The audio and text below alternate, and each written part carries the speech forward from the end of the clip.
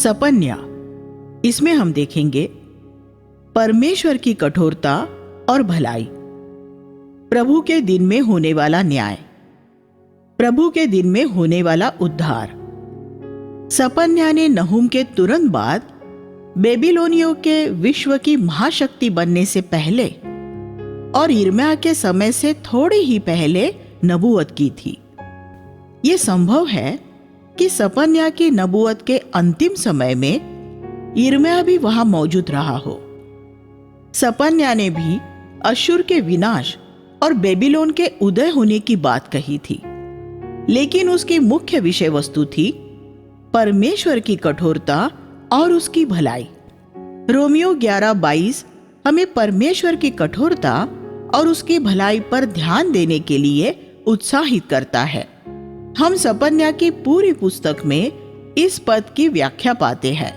सबसे पहले वह पाप के विरुद्ध परमेश्वर की कठोरता प्रकट करता है, फिर वह परमेश्वर के बचे हुए लोगों के प्रति उसकी भलाई की घोषणा करता है। जैसे जैसे हम इन छोटे नबियों की पुस्तकों का अध्ययन करते हैं, हम ये देखते हैं कि इनमें कुछ खास विषय वस्तुएं दोहराई गई है। पाप के खिलाफ परमेश्वर का क्रोध, न्याय की निश्चितता, घमंड और निर्धनों के शोषण की बुराई, अगुओं में पाया जाने वाला धन का प्रेम और अनैतिकता, परमेश्वर द्वारा अपने लोगों की ताड़ना के लिए मूर्ति पूजकों को इस्तेमाल करना, परमेश्वर के तुरंत जवाब न देने पर विश्वास और धीरज की जरूरत, नवजागृति के बाहरी लक्षणों से भ्रमित न होना और बचे हुओं के लिए की गई प्रतिज्ञाएं। सभी नबियों ने परमेश्वर के लोगों के बीच एक बचे हुए भाग की बात की है। उन्होंने ये बताया कि कैसे परमेश्वर के लोगों के बीच उनके आत्मिक पतन के समय में कुछ ऐसे लोग होंगे जो परमेश्वर के प्रति विश्वास योग्य बने रहेंगे। जो कुछ पुरानी वाचा में लिखा गया है वह हमें चेतावनी देने के लिए लिखा गया है। 1 कुरिन्थियों 10:11। आज मसीहों में भी उसी तरह का पतन हो रहा है जैसा बीते समय में इज़राइल में था। 2 राज्य, इज़राइल और यहूदा, मसीही जगत के 2 समूहों के चित्र है। इज़राइल, जिसमें 10 गोत्र थे, बड़े समूहों के रूप में मुख्य धारा के धर्म मतों का प्रतीक है, और यहूदा, जिसमें 2 गोत्र थे, छोटे गैर परंपरावादी समूहों का प्रतीक है। लेकिन आज ये दोनों ही समूह पतन के मार्ग में हैं। पुरानी वाचा में यहूदा ने इज़राइल की गलतियों से नहीं सीखा था, और आज गैर परंपरावादी समूहों ने मुख्य धारा की कलीसियाओं की गलतियों से नहीं सीखा है, और उन्होंने वही गलतियों को खुद भी दोहराया है। लेकिन आखिर में दोनों ही समूहों में से परमेश्वर ने अपने लिए कुछ लोग बचा रखे हैं। आज आत्मिक पतन का दौर चल रहा है, और ये पतन विधिवादी परंपरागत समूहों और स्वतंत्र समूहों दोनों में है। लेकिन इन सब बातों के बीच में कुछ ऐसे लोग हैं जो पूरे हृदय से परमेश्वर को समर्पित हैं। वे सभी किसी एक धर्म मत में नहीं हैं, वे सभी धर्म मतों में मिलते हैं। ऐसे स्त्री और पुरुष जो परमेश्वर से प्रेम करते हैं और सब बातों में उसको आदर देना चाहते हैं। असल में वे पवित्र आत्मा से भरे हुए हैं और किसी भी प्रकार के वाद विवाद में नहीं पड़ते।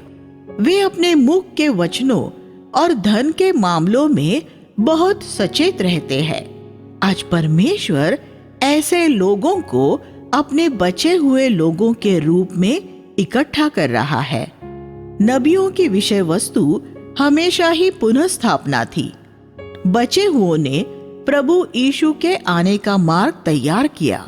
जब प्रभु देहधारी हुआ तब उस समय भी कुछ बचे हुए लोग मौजूद थे। मंदिर में शिमोन और हन्ना, यूहन्ना बपतिस्मा देने वाला, चरवाहे, पूर्व से आए कुछ शास्त्री आदि।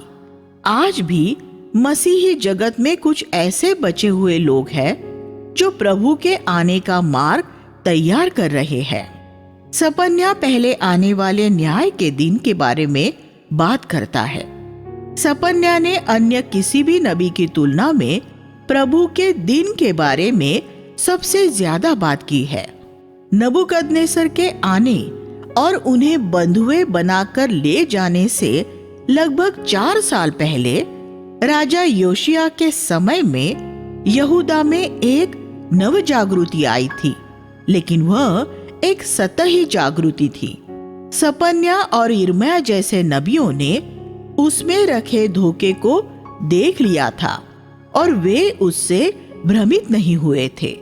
आज बहुत से मसीही तथाकथित नव जागृतियों से भ्रमित हो रहे हैं और वे उनके अंदर मौजूद खोखलेपन और उथलेपन को नहीं देख पा रहे हैं। आज जिसे मसीही जगत में नव जागृति कहा जा रहा है, वह सिर्फ भावनात्मक उत्तेजना और मनोवैज्ञानिक युक्ति है जो चालाक और धन से प्रेम करने वाले प्रचारक भोले लोगों पर थोप रहे हैं। ऐसी कोई नवजागृति नहीं हो रही है जो लोगों को पवित्रता, नम्रता, धन के प्रेम से मुक्ति या आत्मा में दीनता की ओर फेर रही हो। ऐसी कोई भी नवजागृति जो लोगों को पहाड़ी उपदेश की आज्ञाओं का पालन करने की तरफ नहीं मोड़ती, वह एक भरमाने वाली नकली नवजागृति है। मत्ती अध्याय 5 से 7 जिसे आज नवजागृति कहा जा रहा है, उसे भ्रमित न हो। उनमें से ज्यादातर में कोई नवजागृति नहीं हो रही है। सपन्या और यिर्मयाह जैसे नबियों ने अपने समय की नवजागृतियों में रखे धोखे को तुरंत परख लिया था। उनकी नबूवतें पढ़े और देखे कि उन्होंने अपने समय की नवजागृतियों का कैसे पर्दाफाश किया था। लेकिन यहूदा के लोगों को ऐसा लगा था कि वे नबी नकारात्मक हो रहे थे, लेकिन वे नकारात्मक नहीं हो रहे थे, वे सिर्फ सच बोल रहे थे। 4 साल बाद जब नबूकदनेस्सर आया और यहूदा को बंधुआई में ले गया, तब लोगों को यह समझ आया कि सपन्या और यिर्मयाह सही थे। बाकी सभी लोग जिसे नवजागृति कहते हैं, परमेश्वर के नबी उसमें रखे खालीपन और खोखलेपन को देख सकते हैं। एक दिन परमेश्वर सबके सामने ये प्रकट कर देगा कि उसके वे सेवक सही थे जिन्होंने इन नवजागृतियों का पर्दाफाश किया था। अक्सर जिन्हें धर्मत्यागी कहा जाता है, असल में वही परमेश्वर के सच्चे नबी होते हैं। प्रभु के दिन में न्याय और दंड। सपन्या ने पूरी पृथ्वी, यहूदा और यहूदा के आसपास के सभी देशों, गाजा, मोआब, अम्मोन, इथियोपिया और अश्शूर से उनके न्याय की नबूवत की। अध्याय 1 और 2। पुरानी वाचा की ये नबूवतें दोहरे रूप में पूरी हुई है। प्रारंभिक संदर्भ में इज़राइल और यहूदा के खिलाफ अश्शूरियों, बेबीलोनियों और नबूकदनेस्सर के आने के रूप में था। भविष्य में कलीसिया के खिलाफ मसीही विरोधी के आने के संदर्भ में है। उस समय भी एक बचा हुआ समूह था और आज भी एक बचा हुआ समूह है। उस समय प्रभु का दिन बेबीलोन के द्वारा आने वाला परमेश्वर का न्याय और उसका दंड था। हमारे लिए प्रभु का दिन मसीह का दूसरा आगमन है। परमेश्वर ने कहा, मैं सिर्फ दूसरे देशों को ही नहीं बल्कि यहूदा और इज़राइल को भी अपने हाथ के नीचे कुचल डालूंगा और उनमें से बाल की आराधना के हर एक अवशेष को मिटा दूंगा, क्योंकि ये अपने घरों की छतों पर सूर्य, चंद्रमा और तारों को दंडवत करते हैं। वे परमेश्वर का अनुसरण करने का दावा तो करते हैं, लेकिन मोलेक देवता की आराधना करते हैं। पहला अध्याय 4 और 5। कनानी लोग इज़राइल को अपने स्तर तक नीचे ले आने में सफल हो गए थे। इज़राइल कनान के सम्मुख सच्चे परमेश्वर को प्रकट करने गया था, लेकिन कनान ने इज़राइल को अपने जैसा बना दिया था। अगर आप एक मेज पर खड़े होकर जमीन पर खड़े किसी व्यक्ति को मेज पर चढ़ाना चाहे और वह आपको जमीन पर खींच लेना चाहे, तो उसके लिए आपको नीचे खींच लेना ज्यादा आसान होगा। यहूदा के साथ यही हुआ था। प्रभु ने यहूदा को ये चेतावनी दी थी कि वह कनान के लोगों से किसी तरह का कोई व्यवहार न करे, लेकिन उन्होंने प्रभु की बात नहीं मानी। तब उसका परिणाम क्या हुआ? यहूदा कनानियों से प्रभु यहोवा की आराधना नहीं करा सका, लेकिन कनानियों ने यहूदा को जरूर अपने स्तर पर नीचे खींच लिया था और यहूदा ने बाल, सूर्य, चंद्रमा और तारों की आराधना शुरू कर दी थी। एक मसीही कलीसिया जब अपनी आराधना का भारतीयकरण करने की कोशिश करती है, तब यही होता है। अक्सर वे गैर मसीही मूर्ति पूजक तौर तरीके अपना लेते हैं। मैंने एक मसीही याजक द्वारा लिखी गई एक पुस्तक देखी थी, जिसके मुख्य पृष्ठ पर यीशु को एक 7 फन वाले नाग के नीचे बैठा दर्शाया गया था।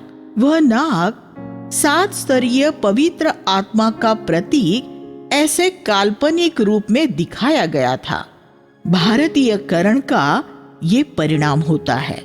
दूसरी कलीसियाओं में ये हो सकता है कि सांसारिकता मसीहियों को नीचे खींच रही हो, और जब एक विश्वासी एक अविश्वासी से विवाह करता है, तब भी ऐसा ही होता है। अविश्वासी व्यक्ति विश्वासी को अपने स्तर पर नीचे खींच लेता है। विवाह के समय दहेज मांगना एक और ऐसी विधर्मी प्रथा है जिसे ज्यादातर मसीहियों ने अपना लिया है। परमेश्वर दहेज की व्यवस्था से घृणा करता है, क्योंकि इसमें स्त्रियों को खरीदने बेचने की वस्तु मान लिया जाता है। नबी ऐसी बातों का विरोध करते थे और इसलिए इजरायली धार्मिक अगुए उनसे घृणा करते थे। आज भी ऐसा ही है। इसलिए भारत में शायद ही कोई ऐसी कलीसिया है जो आज दहेज की बुराई का साहस के साथ सामना करती हो। मसीही लोग संसार के स्तर तक नीचे खींच लिए गए हैं। वे यीशु का नाम लेते हैं, लेकिन अपने आसपास के संसार के अनुसार जीते हैं। उस दिन मैं सभी अगुओं को, मूर्ति पूजकों की विधियों का पालन करने वालों को और अपने घरों को हिंसा और धूर्तता की लूट से भरने वालों को दंड दूंगा। पहला अध्याय 8 और 9। अगुवे ही मूर्ति पूजकों की विधियों का अनुसरण करने वाले, धन से प्रेम करने वाले और अपने घरों को लूट से भरने वाले लोग थे। पुरानी वाचा के नबी हमेशा परमेश्वर के लोगों के अगुओं और उनके धन के प्रेम के खिलाफ बोलते थे, क्योंकि सबसे पहले उन्हीं की गलती होती थी और इसलिए वे अगुए नबियों को धर्म त्यागी कहते थे और उन्हें सताते थे। अगर परमेश्वर आज कलीसिया में एक नबी भेजे, तो वह भी पास्टरों, बिशपों और उनके समझौतों और धन के प्रेम के खिलाफ बोलेगा, और पास्टर ऐसे नबी को धर्म त्यागी कहेंगे। अपने पुलपिट उनके लिए प्रतिबंधित कर देंगे और उसे सताएंगे। पुरानी वाचा का हर एक नबी सताया गया था, एक भी बाकी नहीं रहा था। स्तिफनुस ने यहूदी अगुओं से पूछा, तुम्हारे पूर्वजों ने नबियों में से किसे नहीं सताया? प्रेरितों 7:52। वे एक का भी नाम न ले सके थे। ऐसा क्यों था कि सभी नबियों को सताया गया था? इसलिए क्योंकि उन्होंने अगुओं के पापों का पर्दाफाश किया था। जब यीशु ने प्रचार किया, तब क्या हम उसे शराबियों, वेश्याओं, हत्यारों या उसके समय के बेईमानी चुंगी लेने वालों के खिलाफ प्रचार करता हुआ पाते हैं? नहीं, उसने उनके खिलाफ एक शब्द भी नहीं कहा था। उसने कहा, मैं ऐसे ही पापियों को खोजने और उन्हें बचाने के लिए आया हूं। लेकिन वे धार्मिक अगुवे जो अपनी बाइबलें थामे रहते थे, सभागृहों में प्रचार करते थे, धन से प्रेम करते थे और एक पाखंडी जीवन जीते थे, उनके लिए उसके शब्द एक निर्दयी चाबुक के समान थे। इसलिए उन्होंने उसे मार डाला।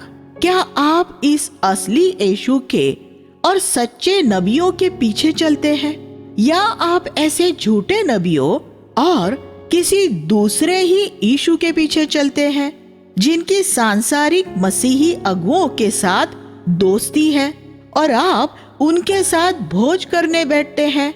न्याय और दंड पहले अगुओं के लिए ही है। प्रभु कहता है, मैं दीपक लेकर यरूशलेम में तलाश करूंगा और उन्हें दंड दूंगा जो अपने पापों में निश्चिंत बैठे हैं, परमेश्वर के प्रति लापरवाह है और ये सोचते हैं कि वह कुछ नहीं करेगा। 1:12। आज कलीसिया में भी ऐसे अगुए हैं जो बड़ी सुख सुविधाओं में रह रहे हैं, जो परमेश्वर के वचन के प्रचार द्वारा धनवान हो गए हैं और जो प्रभु की आज्ञाओं के प्रति पूरे लापरवाह है। वे अपने डायरेक्टर, मुख्य पास्टर, बिशप आदि शीर्षकों और पदों से बहुत प्रेम करते हैं। प्रभु इन सब का पर्दाफाश करेगा।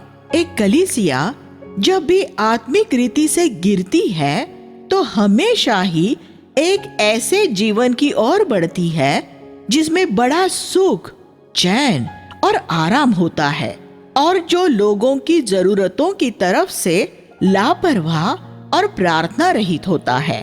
बहुत से युवाओं ने प्रभु की सेवकाई की शुरुआत बड़े उत्साह, बलिदान, प्रार्थना और परमेश्वर के वचन के गंभीर अध्ययन द्वारा की थी। लेकिन 30 साल बाद वे धन के धोखे में पड़कर ठंडे हो गए थे। अगर आप शरीर की लालसाओं के खिलाफ लड़ने में विश्वास योग्य नहीं रहेंगे और मसीही जगत में फैले भ्रष्टाचार के सामने खड़े नहीं होंगे, तो आप अपने आसपास के भ्रष्ट अगुओं जैसे ही बन जाएंगे।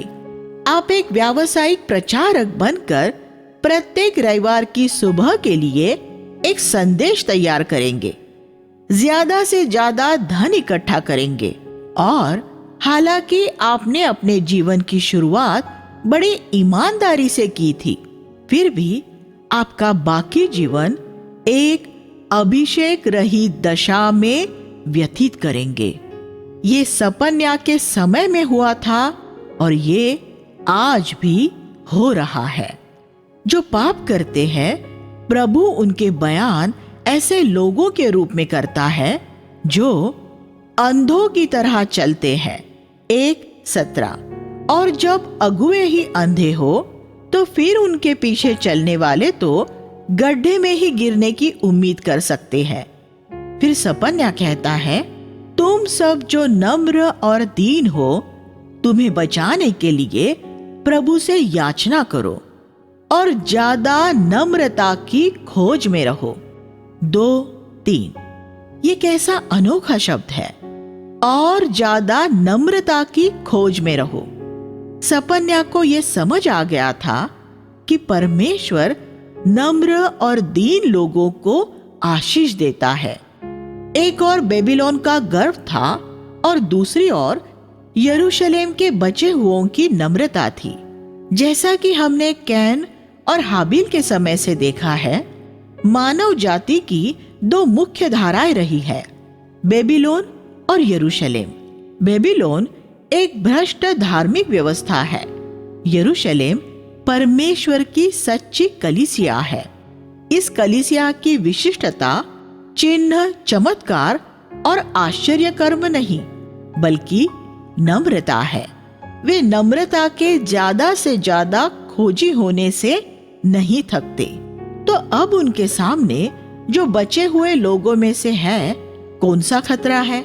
ये कि वे अपनी तुलना दूसरी कलीसियाओं से करें और उनसे श्रेष्ठ होने का गर्व करें। शैतान यही चाहता है कि आप ऐसा ही सोचें, क्योंकि वह जानता है कि आप जैसे ही ऐसा सोचना शुरू करेंगे तो परमेश्वर आपका शत्रु बन जाएगा और फिर आप भी उनकी तरह बन जाएंगे जिन्हें आप तुच्छ जान रहे हैं। क्या आपको नजर आ रहा है कि बचे हुए लोग स्वयं कितनी आसानी से बेबीलोन का हिस्सा बन सकते हैं? इसलिए नम्रता की खोज में रहे, अपना मुख हमेशा धूल में रखे, अपनी तुलना कभी दूसरों के साथ न करे, अपनी तुलना सिर्फ यीशु से करे। आज जो परमेश्वर के बचे हुए लोगों में से है, उनके लिए मेरी यही सलाह है।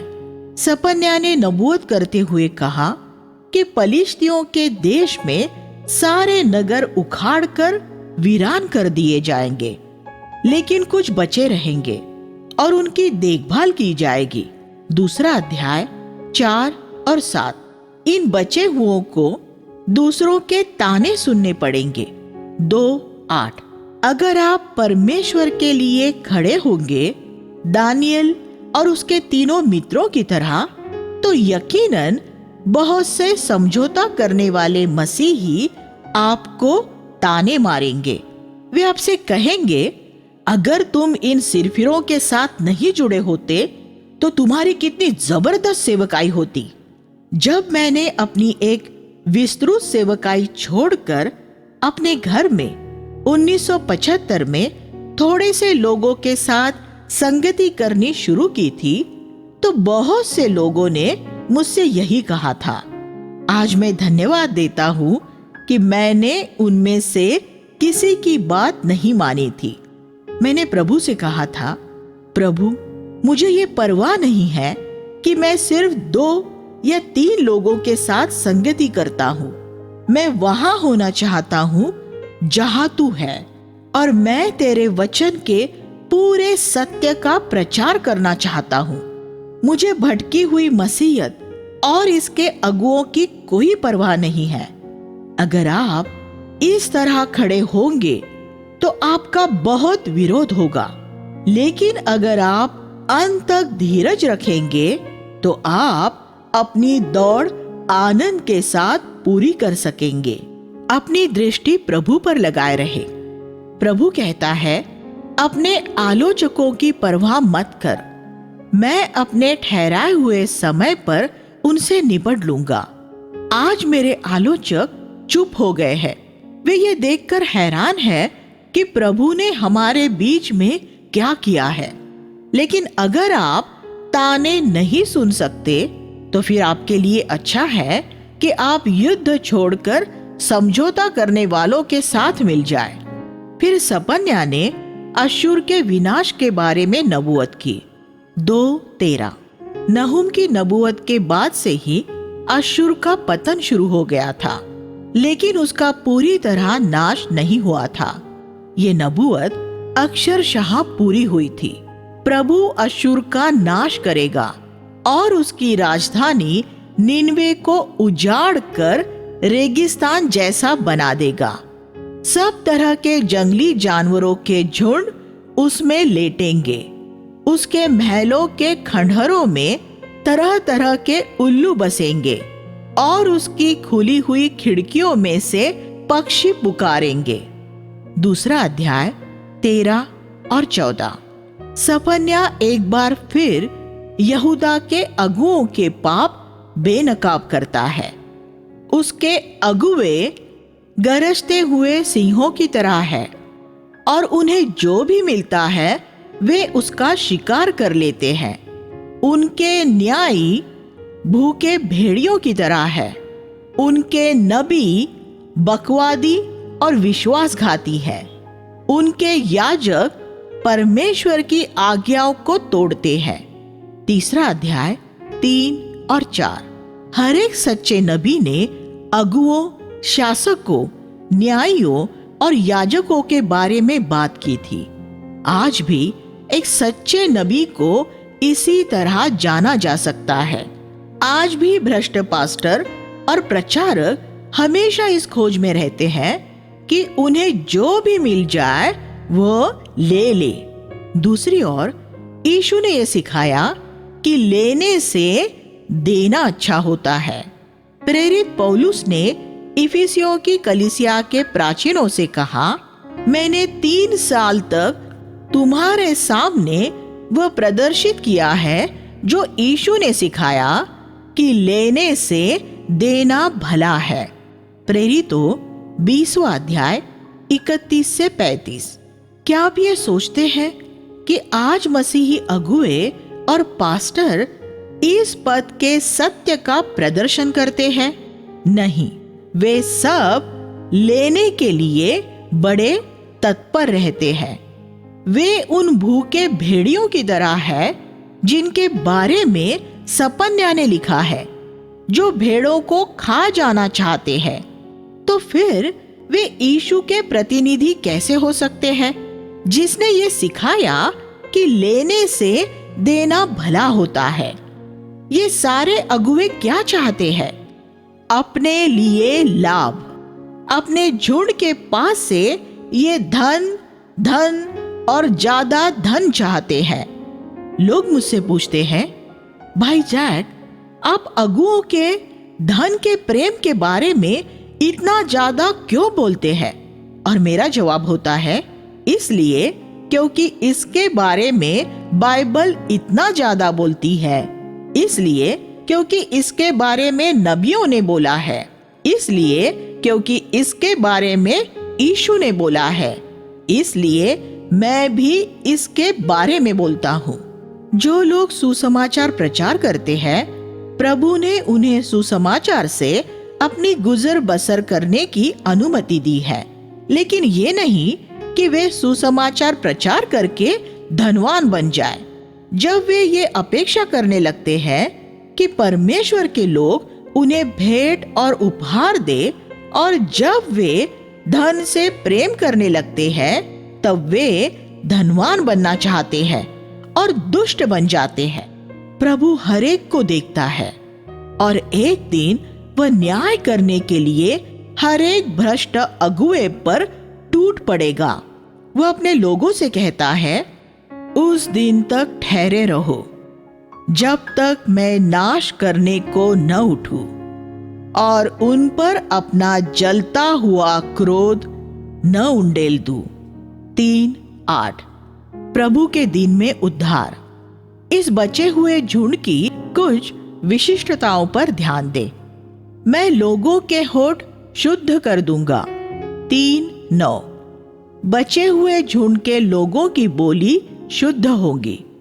यशायाह ने जब परमेश्वर की महिमा देखी तो वह अपने अशुद्ध होठों के लिए दोषी ठहरा।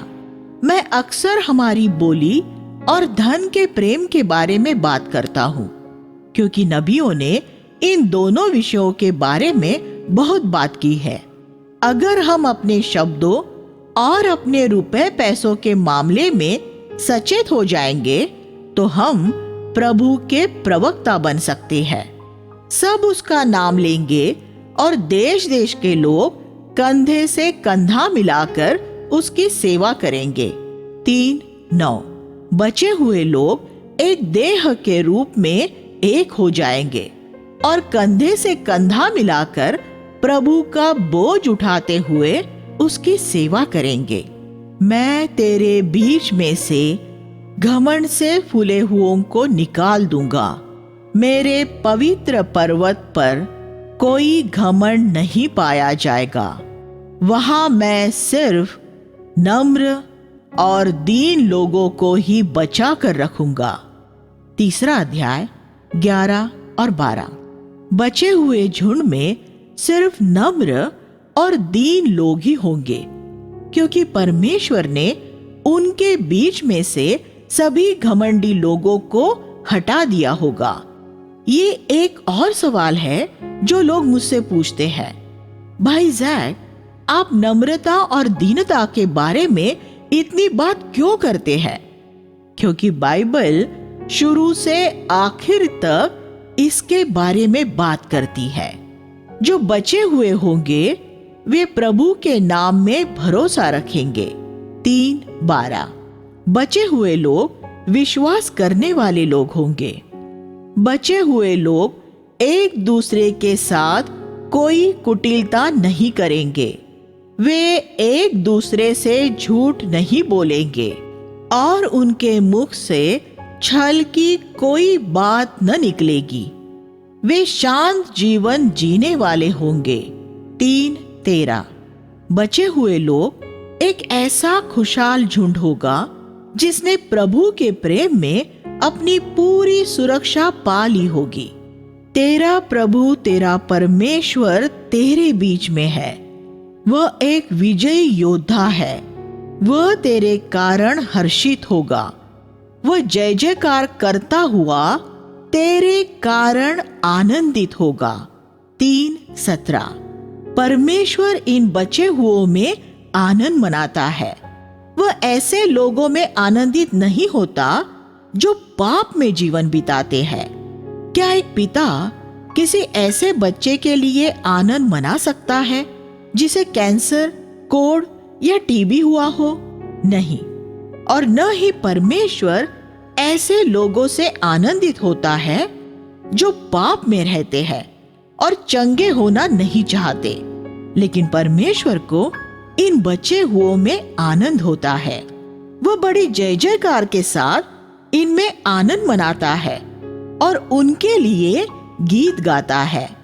ऐसी बहुत सी जगह है जहां हमें परमेश्वर के लिए स्तुति का गीत गाने के लिए प्रोत्साहित किया गया है। लेकिन यहाँ परमेश्वर हमारे लिए गीत गाता है जिसमें परमेश्वर आनंद मना सके। एक ऐसा व्यक्ति होना कितनी बड़ी चुनौती है। वह प्रेम में खामोश रहते हुए तुम्हारे लिए योजना बना रहा है। 3:17। भावानुवाद। प्रभु हमारे लिए प्रेम में योजना बनाता है और क्योंकि वह हमारा स्वर्गीय पिता है, इसलिए आने वाले दिनों में उसने हमारे लिए बड़ी हैरान करने वाली बातें रखी हुई है। मैं कमजोर और बेसहारा लोगों को बचा लूंगा, जिनकी ठट्टा उड़ाई गई थी और जिन्हें लज्जित होना पड़ा था। उन्हें मैं एक विशिष्ट नाम दूंगा। जब मैं सबके सामने तुम्हारी धन संपत्ति तुम्हें लौटाऊंगा, तब सब लोगों के सामने तुम्हारी कीर्ति और प्रशंसा फैलाऊंगा। 3 अध्याय 19-20। बचे हुए लोग वे हैं जो अपने आप में कमजोर और बेसहारा लोग हैं। प्रभु स्वयं उनके शत्रुओं से निपटेगा और अंतिम दिन अपने लोगों को महिमा और विशिष्टता देगा। ऐसे विजय के भाव के साथ सपन्या की पुस्तक का अंत होता है। आइए हम प्रार्थना करें। हे स्वर्गीय पिता, इस पुस्तक के द्वारा आपकी कठोरता, न्याय और आपकी भलाई के बारे में सिखाने के लिए धन्यवाद। इन नीडर नबियों के उदाहरणों के लिए आपका धन्यवाद। इन सारी बातों को याद रखने के लिए हमारी मदद कीजिए। यीशु के नाम में प्रार्थना करते हैं, आमीन।